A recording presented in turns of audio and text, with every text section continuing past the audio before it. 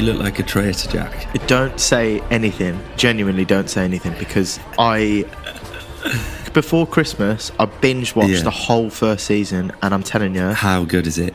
Rob, it is one of the best TV shows I've ever seen in my life. It is, and I can't believe I haven't spoke to you about it yet. I knew it'd be up your street as well. It's so good, and like the whole premise of it is hilarious. The whole premise is ridiculous. Claudia Winkleman is perfect at presenting it. Brilliant. The whole so thing, good. she's so good. The whole thing is just amazing. But no spoilers, please, because I haven't seen the new season yet. I haven't seen any of the new season. I'm going to download some of it for the flight back, I think, and try and just like watch it. You know, when you went to sleep, but then I'll end up getting hooked on that, and then I'll end up with 20 minutes and be absolutely knacked for the next 3 days. But you're so right. Claudia Winkleman is perfect, incredible. Yeah, and the star of it is the editing.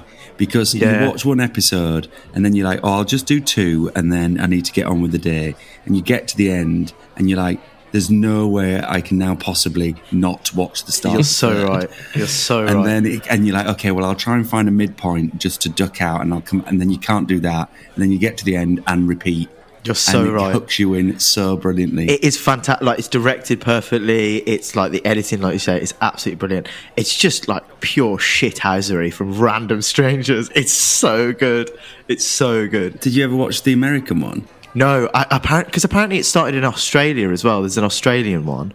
The Australian one is off the chain, apparently. It's ridiculous. And I can imagine the Americans, bless them, I bet that's insane, the amount of shithousery on that. Well, the American one is totally different in the sense that they use celebrities. I say celebrities, people who've been on, reality TV shows mainly, like Housewives of so-and-so and, people who came fourth in Survivor. But so they don't use, like, real people, as it were. It's hosted by Alan Cumming, who I love Alan Cumming.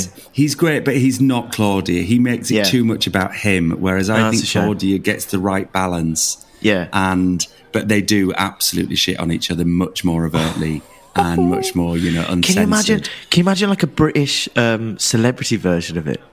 I know, it'd be interesting. I'd love to watch that. But I think it's going to be interesting how this season 2 starts to play out, because it's a bit like the first seasons of Big Brother when people didn't know what they were in. Yeah. It was brilliant. And then when they start to understand what they're in and they become their own producers and they're sort of behaving in different ways, it's going to evolve into something slightly different, I think. That's a good point. It was just brilliant. It's blockbuster television. It's blockbuster reality television at its finest. It's amazing. I've had so many people tell me to watch this. Could you just tell me what the premise is? So the premise is wink murder. That's a murder in the dark. Televised wink murder, really. 100%. Murder in the dark. Yeah. Wow. 22 strangers in a Scottish, it's essentially like a castle, really. It's a gorgeous, like, stately home. 22 strangers. A couple of them are designated as traitors, and they have to murder someone every night, and it's the duty of the rest of them, the faithful, to then snuff out the murderers around the table every night. And they have to vote somebody out as the traitor, or if they get it wrong, then they kill a faithful. It's just backhanded, like, that's subterfuge. Insane. It's genius. It's absolutely genius. But they have to do challenges to raise money as well, which is great telly as well. It's brilliant. Yeah, and that's a good part of it, although I find that the least fun bit to watch. Yeah, it is, to be fair. The point of that is that they're building relationships through doing the challenges. They're building friendships and bonds and all the rest of it, so that then that breeds all the kind of, like, can you believe, like, Jack? Yeah. I don't know, he was sort of odd last night, wasn't he? And they're all planting little seeds in each other's ears about each other. And trying, that's what's fun. It's so good. When they vote someone out, do they get told whether they've successfully voted out a traitor or not? Or is it left? Yes.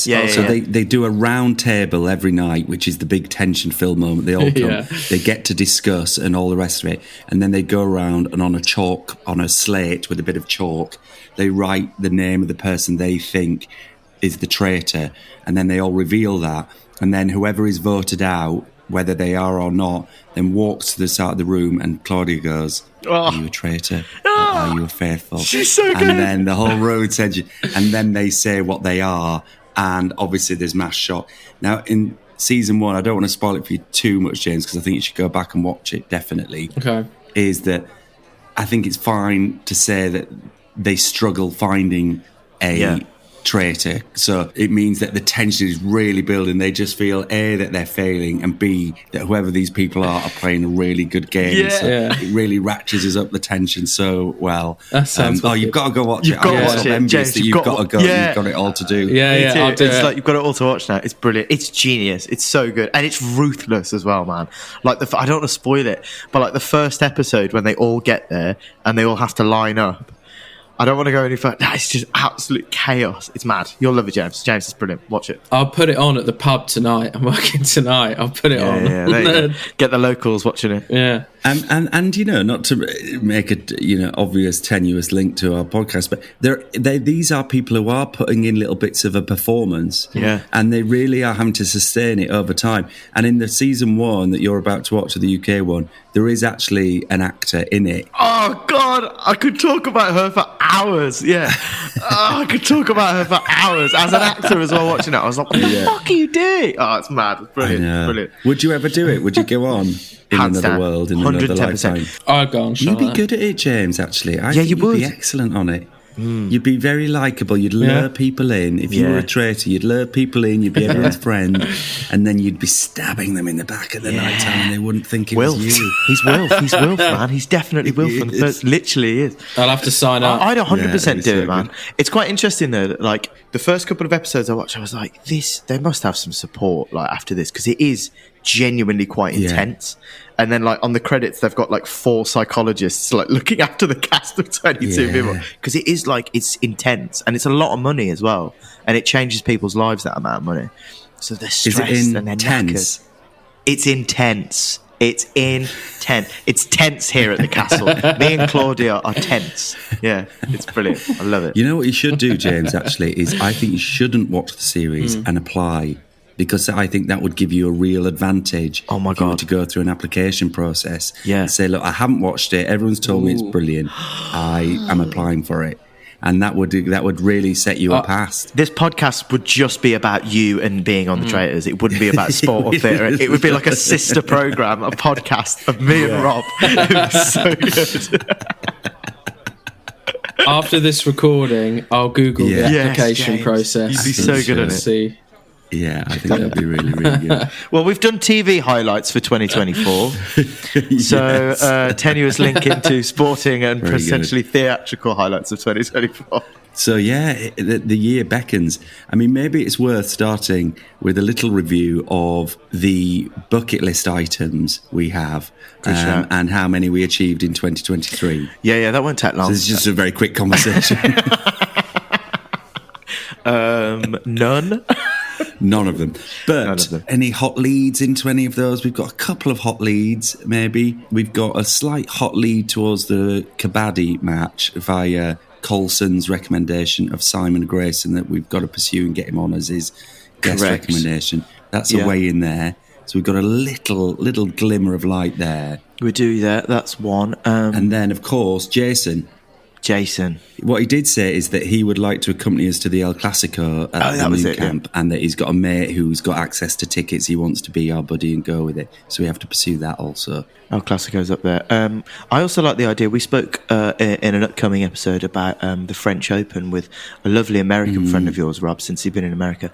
I mean, French Open's got to be close as well. I mean, also, we've got the Olympics coming up. It could be a summer of France and Paris. Can you imagine that? Yes. So just quickly going through the bucket list for those who, quite understandably, may have forgotten that was the initial premise of the podcast, given that we've diverted and gone down some other tangents. Yeah, it has. The potential dates for the bucket list of events that could happen this year, some of which don't happen annually. There's a few on the list that won't happen this year at all. But top of the list as written down, the 100-metre final, of course, will take place this year at the Paris Olympics on Saturday, the 3rd of August. So we do have a few months to work quickly to get elevated invites to that. Yeah, we can get invited to that because I ain't paying for it, Rob. Have you seen the ticket prices? No, that's not bloody happening. Have you seen them? I looked the other day. It's absolutely obscene. The French Open finals, the women's is on the 8th of June and the men's is on the 9th of June. So again, as you mentioned, there's some fast work to be done by there. That's potential. Masters Golf, that's April 11th to the 14th. I mean, that ain't happening this year. I think that's going to be a long-term goal, isn't it? I mean, a few of these are quite long-termy. I mean, I don't know if I'm ever going to have enough money to go to New Zealand on tour with the Lions. Well, we've got a bit of time for that. Because the Lions will tour next year to Australia. Okay. And that's their tour. But interestingly, on the 12th of July next year, 2025, there for the first time ever, there's going to be an Australia-New Zealand combination team that the Lions play. It'll be quite interesting. This summer... There is a cricket tournament this summer, Rob. Yes. The T20 cricket tournament. I know we wanted to do a test match. World Cup. Yeah, the World Cup, the T20 World Cup is in America and the Windies this summer. Is it? Yeah. I was looking at it this morning. That's a nice amendment, isn't it? That's the West Indies, of course, are touring England this year. Yeah, we should definitely go to one as sort of like a precursor. Maybe do Edgbaston or Lords or something. We should do that. Yeah, okay. The Cheltenham Gold Cup, Friday the 16th of March. Friday the 15th of March, rather. I think that is achievable. 100%. That could be a real goal this year. I completely agree. We need to connect into the equestrian world. What we should maybe have a little watch party of is the Hahn and Carn downhill in Kitzbühel, which takes place in a couple of weeks' time. I'm in for that. 21st of January, Saturday morning. Hey, Rob, why don't you come up to Birmingham and we could go to the Snowdome in Tamworth?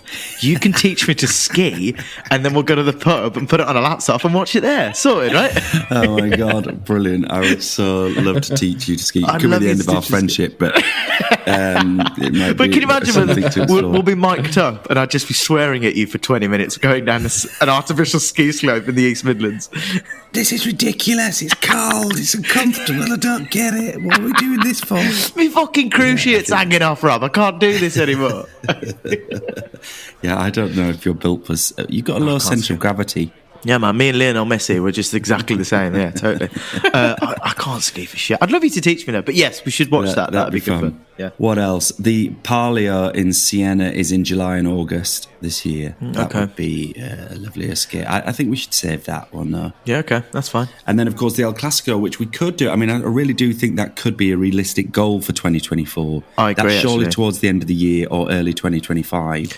Yeah, but I have to wait until the fixtures come out. Next season, because it's happened already, hasn't it, this year? Yeah, it has. We could look at the fixtures. But yeah, I think that's achievable. I mean, there's a few on there that are achievable. I think it was important when we made the list that it wasn't like the first football match on the moon, like so that unattainable. Yes. We had a few attainable. Yes. Cheltenham, definitely. Yeah. I think we should do Cheltenham this year. I've never been to Cheltenham. It's well up there. That would be bloody great, actually. Yeah, it would. We need to clear the diaries. Get suited and booted and go to Cheltenham. It'd be class.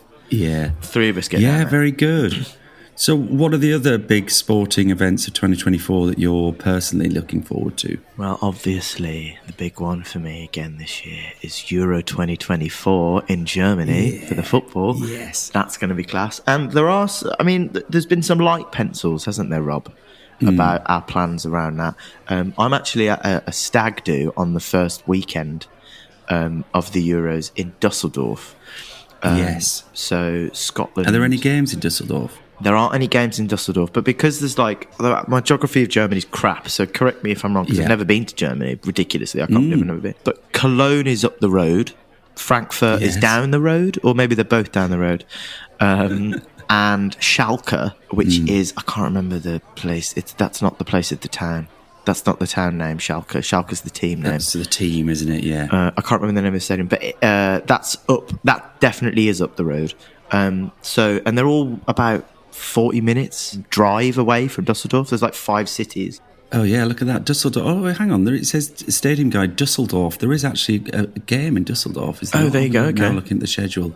But England aren't playing there. But there is a fan park in Dusseldorf and a lovely little amateur theatre around the corner from the hotel I'm staying in. So all the boys were like... is there really? Yeah, it's gorgeous. You Googled amateur theatres in Dusseldorf? Well, I just sort of got... You're hoping to get a gig while you're there? Oh, I bloody love that. Yeah, mate, it's slim pickings at the moment, pal. It's all my pals are taking the piss because they're obviously going to be out there to get pissed, and I'm going out there on a cultural trip, doing some drinking some wine. But yeah, apparently they're doing Richard II whilst I'm out there. The season's out. So why not? Who's casting? I should figure it out, yeah. Pay for my booze. But yeah, and there was also talk of possibly somebody coming over in a camper van, and then drive around a bit, and then you could give me a lift back to London. That would be lovely, wouldn't it? Perfect. Right. We need a separate planning session for that. So there is a game on the 17th of June, Austria versus France at Dusseldorf. I'm not there. When am I going? I should actually figure out when I'm going. You should hang around. Well, Austria, France. Well, they're flying back on the Mondays, but me and it would be a classic. But me and you can go to that game. We could get tickets for that. Yeah. The first England game is taking place later that week. Yeah. Denmark is on the 20th of June, Thursday, the 20th of June. Yes, that's right. But yeah, maybe that's the gig then. So that's how Germany planned. So I come out, meet you there. We go to the Austria-France game in Dusseldorf, and then we drive to Denmark, England to be in the fan park. Where's that taking place? Denmark, England. Hopefully not Munich, because there's about 5 stadiums around Dusseldorf, Cologne.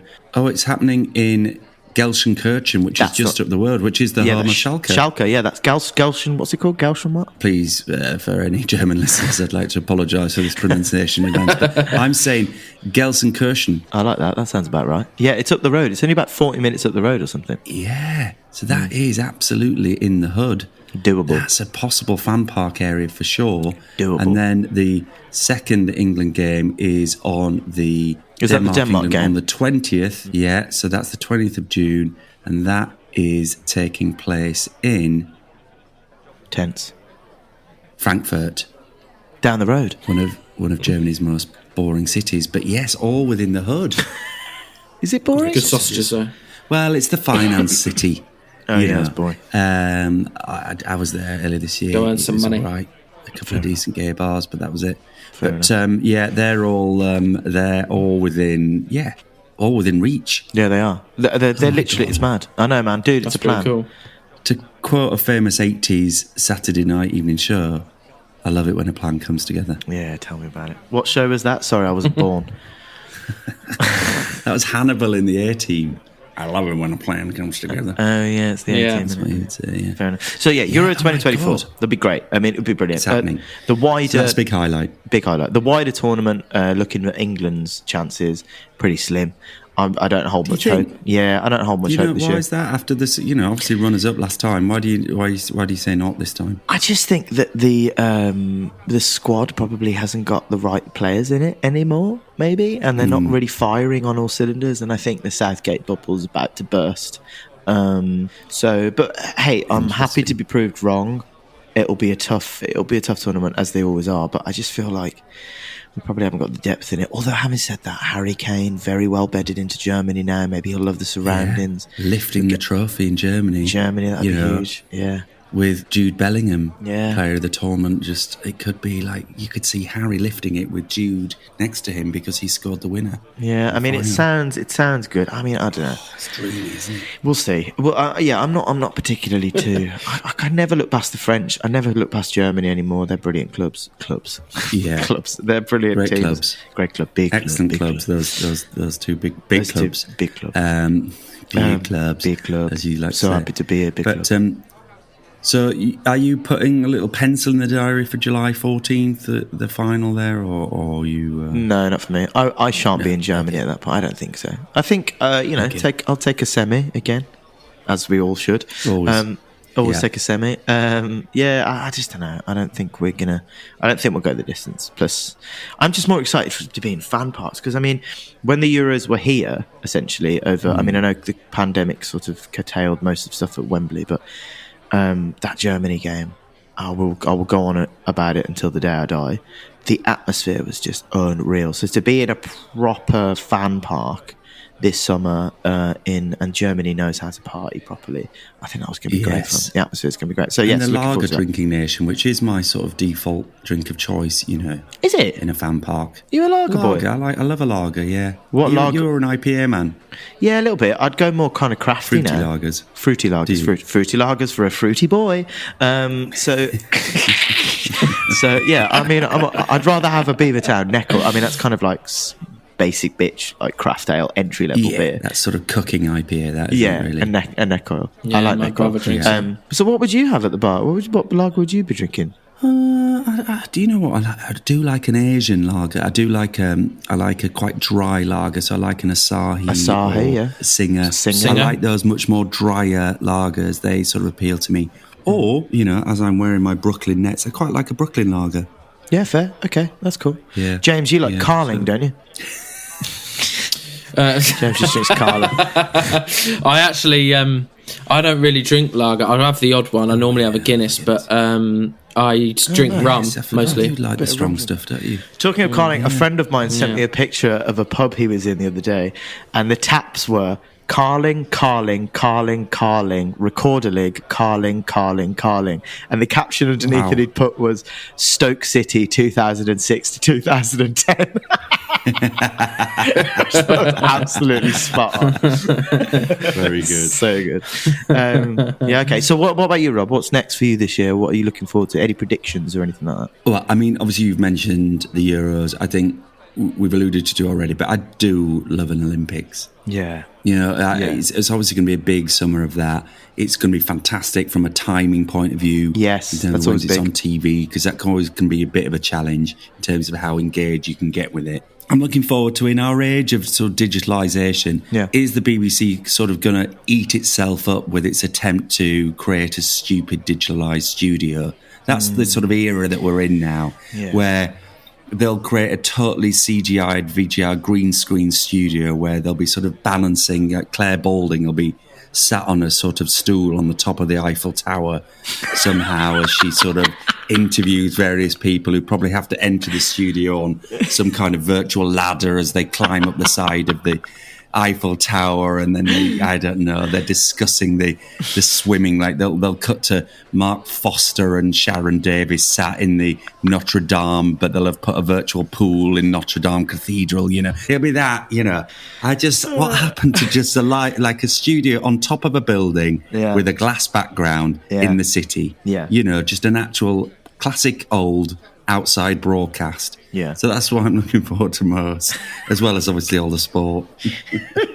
The aesthetics of the TV studio comes first, as opposed to. But you are right. We should have spoken to Jace about that, because when you see pictures of like backstage shots of like all those studios, it's just Jason Mohammed, two old footballers sitting on stools, surrounded by green, and it just looks it must be horrible to work in. I don't know, trying to compete themselves on, you know, their pectoral development and bicep development so they can squeeze themselves into a sort of I mean I don't know what an expensive Burton top is these days, but you know, whatever the footballers wear, but it's a sort of really basic kind of sort of knitted tee that they're just squeezed into, and you can see that they actually all just do like 20 press-ups before they go. Exactly. They get swole pump the biceps. It's gone are the days of Mark Lawrenson wearing a deck chair. Like you don't do that anymore. It's a shame. Wearing a deck chair and some horrific facial hair and terrible haircut. Yeah, bring back those days, man. They were way better. I know.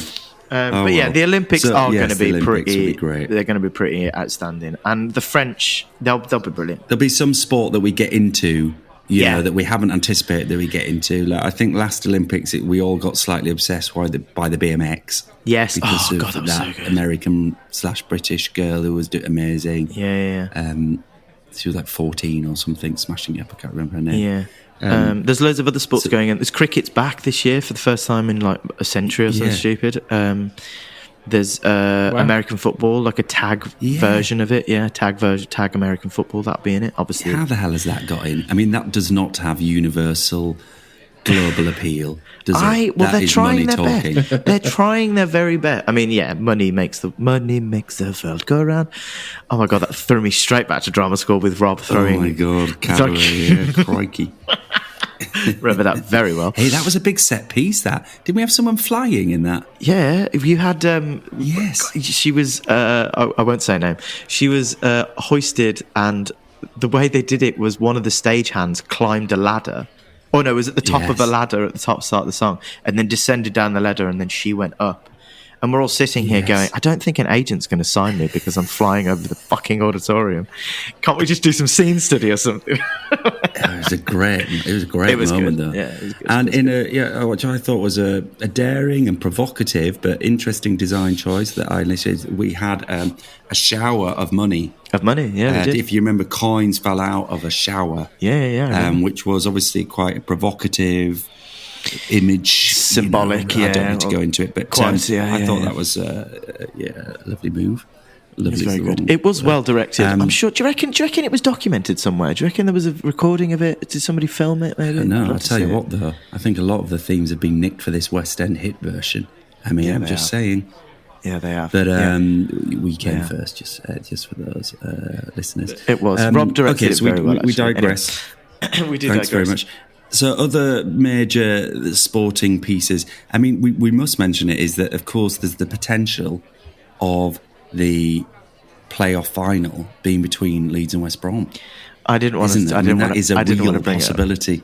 I really didn't want to bring it up. Yeah, it's because I was obviously we knew we were going to do this today, and we were going to talk about the preview of the season. We're obviously going to come on to Albion and Leeds, and as I was sort of like half writing notes, I was like, I don't want to, because there is genuinely a possibility that Albion will finish probably bottom half, maybe 5th or 6th in the playoffs, and Leeds could be finishing 3rd or 4th. Now, if Leeds finish 3rd and Albion finish 6th, then we play each other. If Albion finish 5th and Leeds finish 4th, then we play each other. I am terrified of that happening, if I'm completely honest with you. I don't think my heart could take it if we went to Wembley. Oh my God. I mean, it would be... Rob, you can't not go, if that happened... everything would be cancelled. If me and Rob were cast as like Leeds in the next Marvel TV series, we would have to cancel it, fly back just to go to the... It would be in our contract. I would put everything on hold, because that would be huge. 26th of May, I believe, is the day of the Championship playoff final at Wembley. So, I mean, it's real. That is a totally real possibility. We're not making this up. This actually could happen. I think the two automatics are pretty much sewn up, unless Ipswich have a big wobble. Well, I to be fair, I don't think Ipswich will get top 2. I think it will be Leicester and Southampton. Southampton will nick it. Do you think they're on the surge? Yeah, and I think Ipswich or Leeds will be finishing 3rd. The only thing that is probably the toughest thing to happen is Albion stay in the playoffs. I think we need a bigger squad. We need to get sold this month so we can have some money to sign players. So I think for me, it's just about if Albion can keep up with the pace in the playoffs. I think Leeds will get the playoffs. I think they're good enough. Managers class enough. We've got a good enough manager, but I don't think we've got the depth of squad yet. So we might need a couple of players. But seriously, Rob, can you imagine walking down Wembley Way together, you in a Leeds shirt, me in an Albion shirt? I mean, that would be... That's dream stuff. That would be insane if that happened. Absolutely insane. Yeah. And obviously, with this podcast now sort of incrementally getting like 2 or 3 extra listeners a week, then we could be majors. We might get invited by the FA at that point. Oh my God, imagine. In classic sort of style between you and I, you come up with things like, I think we should get down to Hales Owen for their like big festival, Harvest Festival football combination day, which is totally achievable. I'm going big again because on the 3rd to the 5th of May is the first Formula One. I know we discussed F1 and, we've ummed and ahed about it, whether it got to list or not, is the F1 Grand Prix in Miami. Now, having just been in Miami, I'm quite in love with that city, and in that time of year, May, it'll be beautiful. Now I've got my friend Mark, who's got an apartment out there overlooking the water. I think that could be just a wonderful weekend, like in the city. Pop over to Miami. Out. My partner flies there. Your partner flies there, James. We could literally get this. It's one of our locations. We could sort this out. It's Miami. We're going to Miami, are we now? Yeah. Cool. Perfect. Book that in. Yeah, sweet. Who's paying for my flights, mate? No, I'm joking. I mean, that would be amazing. I've never been totally enamored. Well, I'm not a massive. What's the American version of a Francophile? You say you love France, then you love France. What's the American version? I guess what would it be? It's a good. I don't really know. Anyway, I've never been enamored with America. Yeah, it's harsh. I don't want to anti, aren't you? I'm not anti. I don't. Have you been? I've been a couple of times, but like Florida and boring places, like the touristy places. But I've never really been sort of enamored by it. But and Miami especially comes right down the bottom. But seeing you love it over there, maybe I am. I just they don't have any bitter over there, do they, Rob? There's no bitter.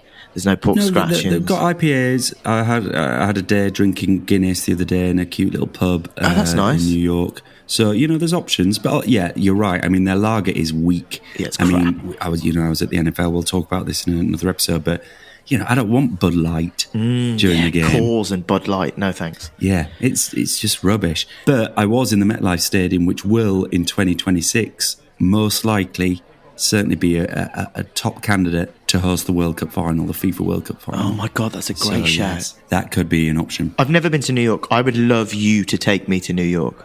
I think you would be a perfect dude to do New York with. I've got some great little secret hidey holes and places to hang out. We could definitely do that. I've got apartments out there I could stay at. I mean, half of the creative in Evan were begging me to go over to Greenwich and stuff and see it over there. I'd love to do it. I really do need to do New York in the next couple of years. Yeah. I think that's another fantasy that we won't achieve. But yes, let's do that. But Hales Owen away at Needham Market. We'll definitely do that if you want. Yeah. But so Miami F1. Okay, yeah, we can pencil that one. Yeah. Any sort of left-wing sporting events in 2024 that you've identified? It's the African Badminton Championships in the end of April. I had a look. Wikipedia was telling me. Because that's good, I Googled sporting highlights of 2024 and then Wikipedia told me all of them. There's some rascal stuff going on this year. Proper rascal stuff. It's so random. There's a lot of handball tournaments going on around the world. So the Wikipedia entry was written by someone who's a handball fan. Yes. Essentially, and just wanted to get it out there, let the world know.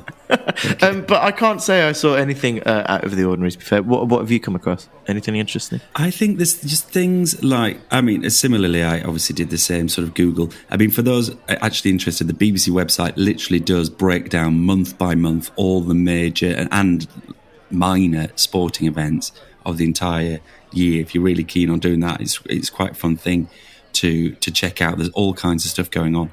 I mean, one that did draw my attention actually is the Diamond League Athletics that will come to London during the year. I was thinking something like that actually would be a really good thing to go to. Go to the London Stadium, check out a bit of Diamond League Athletics where you're seeing all the elite athletes that you'll see in the Olympics. Actually, it'd be worth checking that out. I wonder if it's pre or post Olympics, whether people will actually want to use it as preparation, or whether Rob, they'll actually want to get rid of it. I think that's a lovely little shout, that as well. I'd love to see some athletics. 20th of July, so that's literally just after the Olympics, won't it? Or is that pre-Olympics? When are the Olympics? 26th of July It's is the Olympics. The week before, isn't it? Yeah, it'll just be a test event for them, some of them, wouldn't it? But yeah, I think that'd be great. They do some stuff up in Birmingham at the Alex Stadium as well. But yeah, I'm a big fan of it. I do like the athletics. I haven't seen enough in my life, I don't think. I'd like to see a bit more. So that's a good shout. I also think, I mean, this isn't left field. I'd love to do Wimbledon with you this year, Rob. Yeah, just get an outside courts ticket, roam around. Well, just do the queue. Just go in the queue. Just do the queue one day. Like, the best thing, I mean, living in London, like, obviously there's stuff happening every second of every day. So if you're bored, there's something to do. Whenever Wimbledon's on and I've got nothing to do in the day, or if I'm at work late in the evening, I will literally I used to go to Wimbledon, queue up, hope that it rained for a couple of hours so everybody buggered off in the queue. Yes. And then it cleared and then you go up. We should just do that. We should just get in the queue. Yeah, I'm down. Just get a ground pass. Let's do that. That'd be a really good thing to do. The Rugby League Challenge Cup final is on the 8th of June. It's always a great day out, as I've talked about before. I got drawn to things like the Aquatics World Championships, things like that, going to the fantastic Aquatic Centre in Stratford. Yeah. Beautiful building, built for 2012. There'll be it'd be great to sort of see Tom Daley in his Speedos. You know what I'm saying? No, you're not down for that? I mean, probably I am down for that, but probably not the same reasons that you are. Okay. Horses for courses, Rob. Enough. But yeah, I'm sure he's quite good at diving, because that's what you're talking about, right? Yes, absolutely, yeah. Diving with Tom Daley. That sounds like a sort of slightly Netflix special, or I don't know, a rival to Fishing with Bob and Paul. Yeah, diving with Tom. But you're right actually. That did you did some of the Olympics, didn't you? I saw some diving at the in that Aquatic Centre. It's a beautiful building. It's a really cool place. Yeah, really, really, really good. Have you ever run or ever had any aspiration to run a marathon? It's really interesting you say that, Rob. It's really, really interesting you say that, because the answer is no. Of course I haven't. What are you talking about? A couple of 10Ks. I think me and a pal of mine are going to do a couple of 10Ks this year to get some fitness and stuff and run for good causes. But maybe down the line at some point I'll run a marathon. But I don't think at the moment. No, I'm fine. Yeah. We'll I mean, see. I've got absolutely no desire to run a marathon. It'd be something we should get a guest on who is into running, because I'd really like to explore the psychology of running. It's something that I really, really struggle with. I go to very dark places when I'm running. Do you really? Yeah, I do. I'm like, why am I doing this? I hate this. Let's make it end. Let's invent an injury. I hate it. I go into very negative mindset. I just want it to be over. I think it's damaging my body. I can't see any positivity in it. But I know for many people, it's therapy. They love it. Huge. They get a lot out of it. They process things. They can get very healthy. Although I always think also, it's people who get into long distance running, they're the ones who have a heart attack age 45, and you're like, oh, it's true. They're really so fit. Yeah, they're too fit. Yeah, it's like footballers and stuff, isn't it? I think it's very interesting that you talk about that with running. You should talk to somebody about it. But I think it's totally is though. Running is.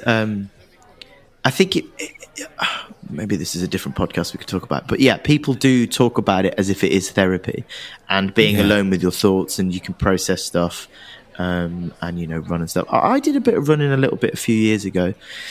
I do struggle with it. I do struggle with it. But once you get into the rhythm of it, the rhythm of your running and your breathing and stuff, it is incredible. You are incredibly present, and you do have like a moment of just subconscious thoughts comes through, and then you can do all this. I don't know, maybe I'm talking out of turn, but it is. I'd like to talk to someone who's been because you hear people that are like, running saved me. It saved me. That level of of importance on it. But yeah, maybe we should go running. There's so many things we're going to do this year, Rob. Oh, I know. That we're never going to do. Oh God.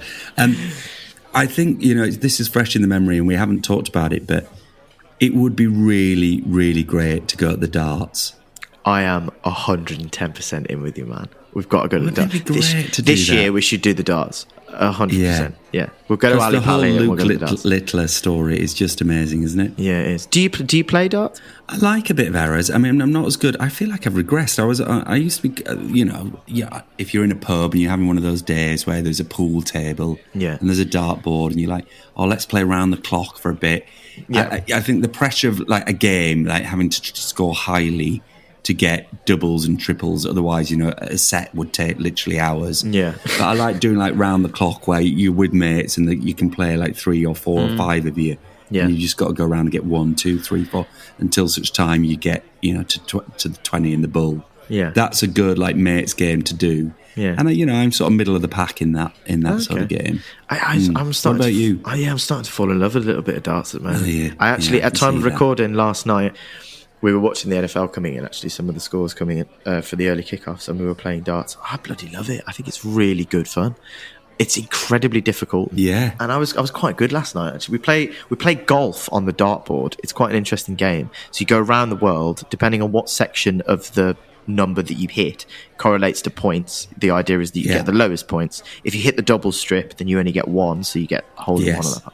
And you go all around the world and all that kind of stuff. I think it's a great game, and I'm telling you, because of Luke Littler, it's sort of everywhere at the moment. Everyone's loving on the darts, and you do watch it. And he's in the Premier League this year. He's been signed up to the Premier League, the Darts Premier League, Luke Littler. So we could go down. I think that's at Ali Pali. Some of it's down in London. Yeah.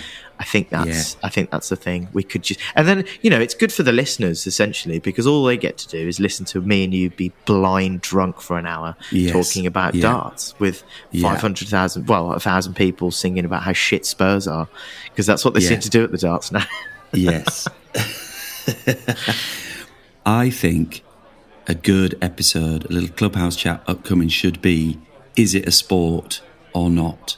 And so I think darts, snooker, those things to be discussed and work out what is a sport and what is a game and what's the difference between the two. I think that's true. Let's park that, but I think that could be a good There you go, listeners. There you go, listeners around the world, and all 4 of you in Norway. We'll sort it out for you. We'll get the answer for you coming up. Don't worry about it.